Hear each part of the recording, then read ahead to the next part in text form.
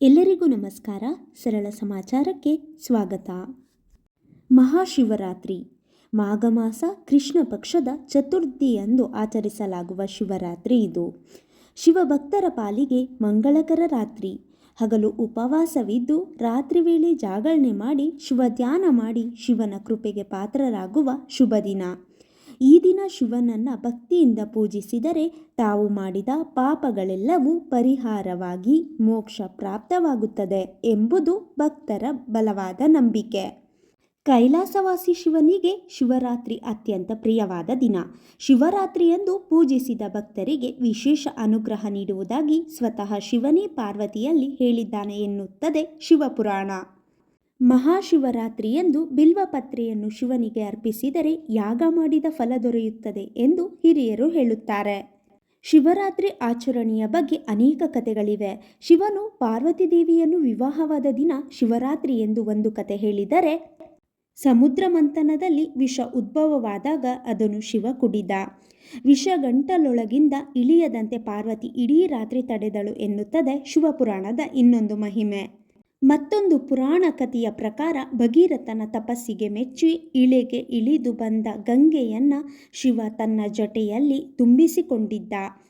ಇದರಿಂದ ವಿಚಲಿತನಾದ ಭಗೀರಥ ಗಂಗೆಯನ್ನು ಭೂಮಿಗೆ ಹರಿಸುವಂತೆ ಶಿವನನ್ನು ಪ್ರಾರ್ಥಿಸಿದ.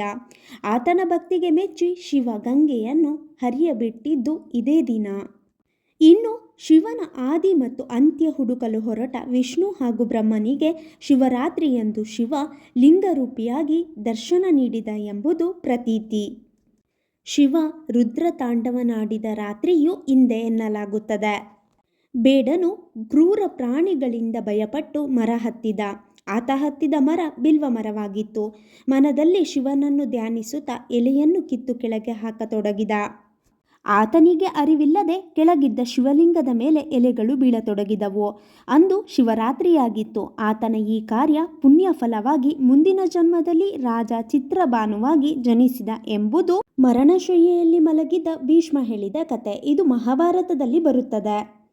ಶಿವಪುರಾಣದಲ್ಲಿ ಬರುವ ಬೇಡರ ಕಣ್ಣಪ್ಪನ ಕತೆ, ಸ್ಕಂದ ಪುರಾಣದ ಬೇಡ ಚಂದನನ ಕತೆ, ಗರುಡ ಮತ್ತು ಅಗ್ನಿ ಪುರಾಣಗಳ ಸುಂದರಸೇನನ ಕತೆ, ಇದರಲ್ಲೆಲ್ಲ ಒಂದು ವಿಶೇಷವಾದ ಸಾಮ್ಯತೆಯನ್ನು ಕಾಣಬಹುದು.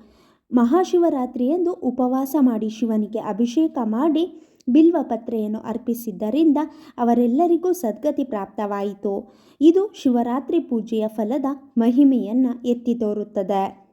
ಶಿವರಾತ್ರಿಯ ಸಮಯದಲ್ಲಿ ಶಿವನು ಪಾರ್ವತಿಯ ಜೊತೆಯಲ್ಲಿ ಭೂಸಂಚಾರ ಮಾಡುತ್ತಾನೆ. ಎಲ್ಲ ಸ್ಥಾವರ ಜಂಗಮ ಲಿಂಗಗಳಲ್ಲಿ ಸಂಕ್ರಮಣಗೊಳ್ಳುತ್ತಾನೆ ಎಂಬುದು ಭಕ್ತರ ನಂಬಿಕೆ. ಇದಿಷ್ಟು ಶಿವರಾತ್ರಿಯ ಒಂದಿಷ್ಟು ಮಾಹಿತಿ. ಮತ್ತೆ ಭೇಟಿಯಾಗೋಣ. ನಮಸ್ಕಾರ.